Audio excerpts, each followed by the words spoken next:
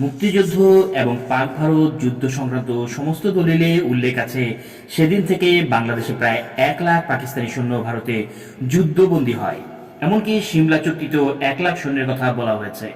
ভুট্টো ও নানা বক্তব্যে 96,000 সৈন্যের কথা উল্লেখ করতেন, কিন্তু ইস্টার্ন কমান্ডে পাকিস্তানের নিয়মিত সৈন্য ছিল প্রায় 34,000। রেঞ্জার্স, স্কাউট, মিলিশিয়া ও বেসামরিক পুলিশ মিলিয়ে আরও 11,000। সব মিলিয়ে ইস্টার্ন কমান্ডের সশস্ত্র সদস্য ছিল 45,000। ইস্টার্ন কমান্ডের সদর দপ্তর, সামরিক আইন প্রশাসকের কার্যালয়, ডিপো, প্রশিক্ষণ ইনস্টিটিউট, ওয়ার্কশপ ও ফ্যাক্টরি প্রহরায় নিয়োজিত ব্যক্তি, নার্স, মহিলা ডাক্তার, পাচক, ধোপা, নাপিত সহ হিসাব করলে এই হিসাব বড়জোর 50,000-50,000 পৌঁছাবে। 45,000-এর বাইরে যাদের ধরা হয়েছে তারা বেসামরিক কর্মকর্তা, কর্মচারী, মহিলা ও শিশু। তবুও এই 1 লাখ পাকিস্তানি সেনার কথা কেন প্রচারিত হয়েছিল সেটা এক বিস্ময়। অবশ্য উপরে উল্লেখিত হিসাব পাকিস্তানের পূর্বাঞ্চলীয় বিজিত সেনাপ্রধান জেনারেল নিয়াজির দেয়া হিসাব। এমনকি ভারতীয় সংসদে 1972-এর 14 এপ্রিল পাকিস্তানি যুদ্ধবিরতির একতা হিসাব দাখিল করা হয়। সেখানে সামরিক বাহিনী ও প্যারামিলিটারি বাহিনী সহ মোট 74,081 জন যুদ্ধবন্দীর একটা তালিকা দেওয়া হয়। তবে পরে বলা হয় 704 জনের হিসাব গরমিল আছে, আর সিভিলিয়ান বন্দীর সংখ্যা 16,370 জন। পাকিস্তানি যুদ্ধবন্দীর সংখ্যা কোনোভাবেই 1 লক্ষ নয়। অন্য অনেক হিসাবের মতোই এই সংখ্যাটি অনেকটা অমীমাংসিত থেকে গেছে। নিজ বাহিনীর লজ্জাজনকভাবে আত্মসমর্পণ করা সত্ত্বেও ওই দিন সন্ধ্যায় ইয়াহিয়া চূড়ান্ত বিজয় অবধি যুদ্ধ চালানোর সংকল্প প্রকাশ করেন। পাকিস্তানের সর্বত্র এই পরাজয়ের প্রতিক্রিয়ায় পরদিন 17 ডিসেম্বর ভাঙচুর, দাঙ্গা আর গণবিক্ষোভ শুরু হয়। পরাজিত পাকিস্তানি সেনাদের ভারতে স্থানান্তর প্রক্রিয়া শুরু হয় 20 ডিসেম্বর। এই প্রক্রিয়া 1972 সালের জানুয়ারি শেষ পর্যন্ত চলে। এই বর্বর বাহিনী পেছনে ফেলে যায় নির্মম ধ্বংস, নির্যাতন, রক্তপাত আর অপমানের ইতিহাস। হাম যা রাহা হ্যায় লেকিন বীচ সোর কার যা রাহা হ্যায়। ঢাকা ক্যান্টনমেন্ট থেকে ভারতীয় সেনার প্রহরায় পরবর্তী গন্তব্যে যাওয়ার প্রাক্কালে হতাশ ও ক্রুদ্ধ এক পাকিস্তানি সেনা সমবেত উচ্ছ্বসিত বাঙালিদের উদ্দেশ্যে কুৎসিত অঙ্গভঙ্গিতে এই কথাটাই বলেছিলেন। এই ছোট্ট কথার মধ্যে লুকিয়েছিল 9.5 মাস ধরে বাঙালি রানীদের উপর স্মরণকালের সবচেয়ে নির্মম অত্যাচারের ইতিহাস, যা স্কুল ছাত্রী থেকে বিধবা বয়স্ক মহিলা, বস্তিবাসী নারী থেকে এলিট শহরে মধ্যবিত্তের কন্যাকেও বাদ রাখেনি।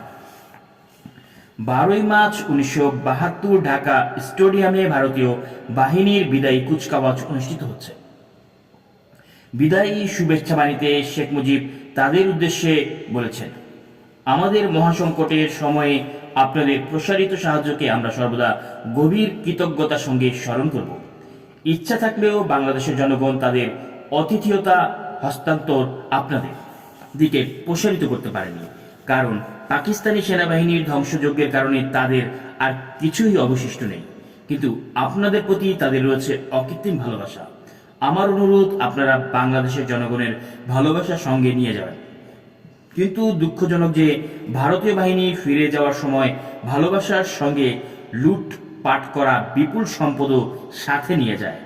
কিছু শিখ অফিসারও তাদের অধীনস্থ সেনারা যশোর, কুমিল্লা, ঢাকা, চট্টগ্রাম ক্যান্টনমেন্টে এবং খুলনার শিল্পাঞ্চলে লুটপাট শুরু করে।